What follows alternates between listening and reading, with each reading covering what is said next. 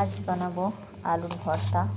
আলুটা গরম হতে সাহায্যে আলুটাকে ম্যাশ করে রাখছি। আলুটা খুবই গরম, হাত দেওয়া যায় না।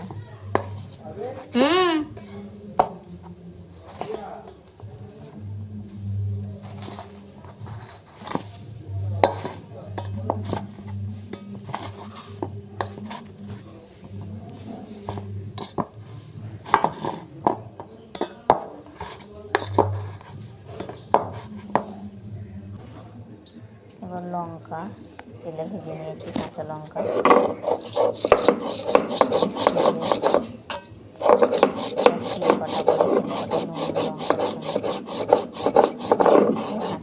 মাখলে আমার খুব হাত জ্বালা করে, আমি পারি না, ওই জন্য শিলপাটা কেটে নিলাম। এই যেটুকু হাত দিলাম এইটুকুই আমার জ্বালা করবে হাত। এবার আলুটা লঙ্কার সঙ্গে অ্যাড করে মিশিয়ে দিলাম। হয়ে গেল আলুর ভর্তা। কেমন লাগলো বলবেন সবাই।